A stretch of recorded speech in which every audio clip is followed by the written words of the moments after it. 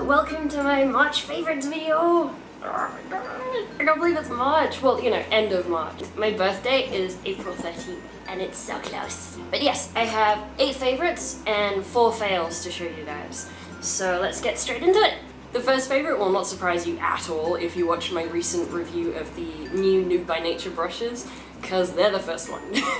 These 3 are my favorite 3 from, you know, the bunch that I got. The powder brush from the case set that I got. This has become my go-to blush brush. It just distributes powder absolutely beautifully. It's exactly what I want in a blush brush. Then there's the number 5 finishing brush, which is one that's sold individually, and this is my go-to finishing powder brush. Again, it distributes powder beautifully evenly. You get a really sort of airbrushed finish, and yeah, I couldn't be happier with this one. And the last one is the eye definer brush, which is a little angled liner brush, which I've been using to sort of, you know, line my bottom waterline, either with shadow or gel liner or whatever, and also to do my brows on, you know, different occasions, of course. And it's just perfect for all of those things. It's just so good to find a definer brush with such a fine point, you know, a fine edge. Yeah, I've never been able to get this kind of precision out of a brush before, so this is gorgeous. On a side note, if I look like Rudolph at any point in this video, it's because I'm full of cold. So yeah, please excuse that. The next product is a brow product, and it's the Maybelline Master Brow Pro Palette, and it looks like this. I have it in soft brown, and I definitely want to get the, I think it's called deep brown, just because depending on what wig I'm wearing, I'm going to need either lighter or darker shades, of course. The powder is super fine, so when you put it in your brows, it looks really natural. The wax is nice and firm, and it never clumps up in your brow hairs. You can barely see it, it just holds the hairs in place. The highlight powder I haven't actually used because I just don't tend to highlight under my brows, but it is a really nice shade. You can see there, it comes up really nice and fair, and it's actually light enough to work on someone as pale as me. So you can just see it there. And the brush that comes with it is actually usable. It's double-ended, so you know, one end for the wax and one end for the powder. And I use this every time I use this little kit. However, I do find that because my brows are so sparse, I also have to use a brow pencil. My favorite one of all time is a high-end one, unfortunately. I just haven't been able to find one from the drugstore that's fine enough for my liking. The one I use is the Urban Decay Brow Beater in dark, and it looks like this. If you're in the market for a really good brow pencil and you don't mind spending the money, I definitely recommend this one above all others that I've tried, even though I'm throwing it across the room. Never mind that. The next item is actually a collection, and it's something I have quite a few of. These ones, oh my god! They're the NYX Jumbo Eye Pencils. And I love these things so much. These are all I use to do my eyes today, apart from mascara, of course. If I scooch closer, you can kind of see the result that I got, and they just go on so smoothly, and they blend out with just an ordinary blender brush so nicely. You can blend them right up into the crease, and they sit perfectly. They blend beautifully, they're never patchy. They don't crease throughout the day, even without a primer underneath. And they're so affordable, I love it. So the colors that I used today are number 619 Rust, so that's the sort of burgundy shade that you can see. I used number 602 Dark Brown in the outer corner and the outer corner of my bottom waterline as well. And then in my bottom waterline and the inner corner, I used number 621A Pure Gold.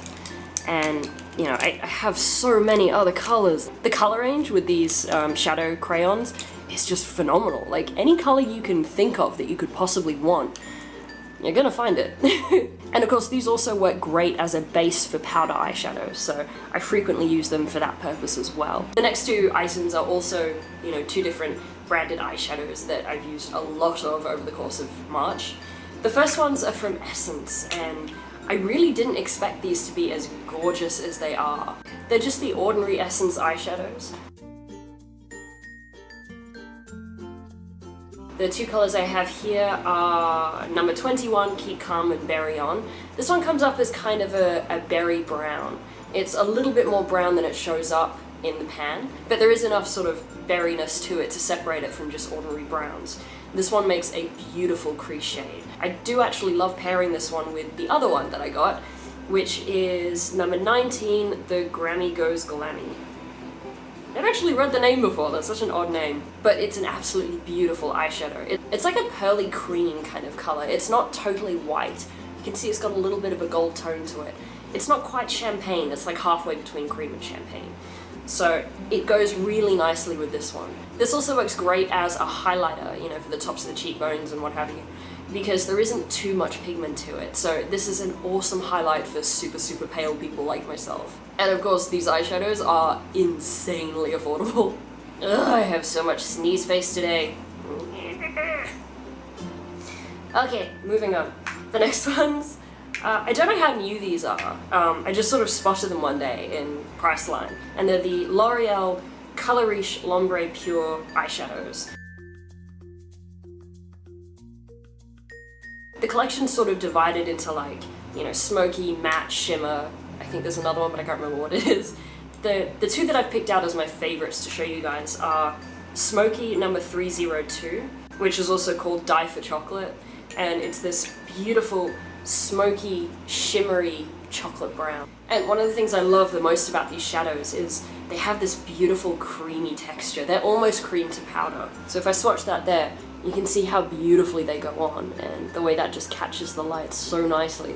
This is great for just a one shadow look. I've used it so many times for that purpose. Yeah, get off my digit, swatch! The other one is Matte number 106, also called Breaking Nude. And this is another really nice one. The matte ones feel a little less wet than the shimmery ones, but they're still very creamy and luxurious. You can see that there. Somewhere between beige and taupe, I guess. And I love pairing these two together. They just make such a beautiful combination. Although I spotted these in Priceline, I went home and looked them up on eBay because I knew I could get them so much cheaper. This one was about $6 and this one was about $4. The next item that I want to recommend to you guys is another Essence product, and it's their Silky Touch blush, and the shade I have here is number 80 Autumn Peach. Oh my god, this is so beautiful. I'm wearing it at the moment. I don't know whether it'll show up on camera. You can kind of see it there. It's just this beautiful, warm, sort of peachy pinky blush. It's a little more peach than it's showing up on camera, actually. It has a satin finish, so there's no actual shimmer in it, but it does give you a nice sheen. And the result is a really nice, warm, healthy glow, which is, you know, one of the things I go for, considering my total lack of health in general. But yeah, for a blush that's so ridiculously affordable, I'm definitely getting more of these. They're just absolutely beautiful. They go on perfectly and they last all day. I cannot recommend these Essence blushes highly enough. I cannot wait to get more. The second last favorite that I want to recommend to you guys is sort of a pairing of two collections from Rimmel.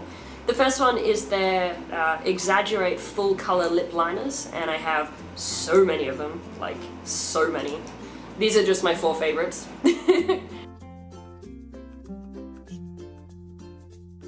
I think there's only about 6 in the collection. Like, I'm pretty sure I've got 2 others that I don't wear as much just because of the colors. But these are so beautifully creamy. They go on like a lipstick, but then they dry down exactly how you'd want a lip liner to dry down. They dry down matte but slightly tacky so that they hold onto your lipstick beautifully. But because they dry down so well, you can also just wear them as is, and I frequently do. I just wear them as a lipstick. They don't feel sticky or anything like that, because once they dry completely, they just feel like a matte lipstick, and they don't dry out your lips either. The other Rimmel lip liners that I want to recommend to you guys are the Lasting Finish 1000 Kisses Stay On Lip Contouring Pencils. That's a stupidly long name, but an awesome product. The one I'm wearing today is actually number 14 Wild Clover, and I'm just wearing this as a lipstick. Again, they go on beautifully creamy. These ones are the kind that you have to sharpen. The Exaggerate ones are automatic, so they wind up. But I really do not mind sharpening this one. It's so beautiful. Oh my god. I was thinking I wanted to get an actual lipstick in this color as well, but then I was like, why bother? This is perfect as it is. And again, the Rimmel lip liners are so affordable. You know, especially if you get them on eBay. They're like half the price on eBay. I think this one was about $3 and something cents. And The Exaggerate ones were a little more. They were between $5 and $6 each. I don't mind that at all. These are essentially lip liners and lipsticks in one. And the last favorite is actually the necklace that I'm wearing. I got this on eBay for, I think it was about $1. I'll put a link in the description box so you guys can find it, of course. If I scooch closer, you can see it's just this velvety kind of choker with a clasp at the back and this cute little plastic red heart on the front. And it's just, I love it. It's just so 90s, and that's so my style, so yeah. They do them in a bunch of different colors as well, so I'd very much like to get other colors, but at the moment this is the necklace I'm wearing more than any other at the moment. Like I've been choosing my clothes according to whether or not they go with this necklace. So yeah, loves it. Okay, so moving on to the fails. The first one is a primer, and it's one that was really disappointing for me because I heard really good things about it, but it just didn't work out for me. It's the Maybelline Instant Age Rewind Primer, and on the bottom it says Skin Transformer. This gives you a really nice look. It gives your skin a kind of radiance to it, but without any shimmer.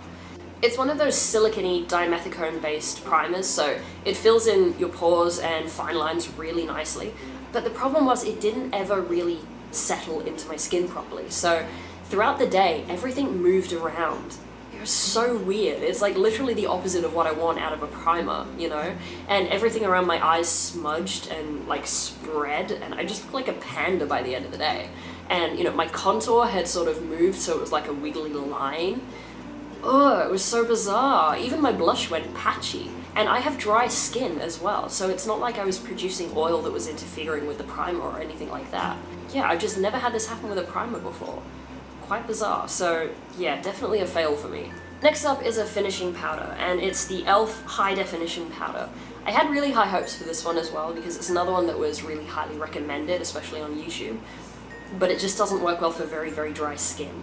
It made my skin look very crepey and dry and patchy. It clung to my dry patches really badly and dried out my skin underneath. Although this could work really well for people with oily skin, if you have very dry skin, I just wouldn't recommend it. The second last fail is a gizmo that I got on eBay. I saw one of these on, I think it was the Sephora website? Might have been. And I was like, well, that's interesting, but probably overpriced, so I got one on eBay instead. It's this little hair removal tool. And it's not a fail because it didn't work. It did work, it worked brilliantly, but it's just so tedious. Like, when am I ever gonna take the time to just spend literally an hour going over my face with this thing? It takes so long to use because it doesn't pick up all the hairs on the first go over. You know, you have to keep going over the same area again and again. And for a long time now, I've shaved my face, which probably sounds really weird to a lot of people watching this, but it makes your foundation go on beautifully. When you're really fair and have dry skin, the little tiny fuzzy hairs all over your face that everyone has can become quite prominent when you're wearing liquid foundation, and even more so once you put finishing powder over it. So I just find that removing the hair on my face, and especially around my eyebrows, just makes everything look a lot more seamless and a lot more flawless when I put, you know, my base makeup on. To be honest, it had never occurred to me to remove it before I saw a YouTube video, and I can't remember who it was by, but there were quite a few YouTubers who've recommended shaving your face to get your makeup to look better. I was happy with how everything looked before that. It's just that it looks so much better without all those fuzzies. But yeah, this is just not worth the effort that it takes to use it. And it was so painful for my hands after about like half an hour of using this thing. I was just in agony. It's not really practical, especially not for someone who has, you know, unreliable hand. So yeah, especially if you have, you know, arthritis, Ehlers-Danlos syndrome, anything that affects the joints in your hands or the muscles in your hands and forearms, you know, for example, cerebral palsy, anything like that that interferes with your ability to use your hands, just don't bother with this. Except as maybe a cat toy. The last one is an eyeshadow product, and I was really disappointed in these as well, because so many people have recommended the NYX eyeshadows, and I discovered through experience that most people actually mean their newer eyeshadow palettes, like their Avant Pop palettes, which are getting a lot of hype at the moment. but their individual eyeshadows, just their eyeshadow singles, these little ones, they're just meh, you know, they're nowhere near as good as, for example, the Essence eyeshadows, which are like less than half the price, by the way. They go on really patchy, they're quite dry and chalky, they're difficult to blend, they're just not worth it, you know? When you can get something so much better and so much cheaper, it's not worth bothering with these. Especially with the fact that also the brighter colors don't tend to show up true to color on your skin. So this one here is a really nice dark purple and it shows up like proper brown. This one here is called Raven, it's supposed to be jet black and it shows up like palish gray. So again, they're not particularly pigmented, they're not true to color, they don't blend well, they're chalky, they're dry, bleh, no. So yeah, that brings us to the end of my March favorites video. I hope you guys enjoyed it, and I'd love to hear about your favorite things during the month of March in the comment section down below. If you did enjoy this video, please hit the like button, the thumbs up button, and subscribe so you don't miss future videos from me.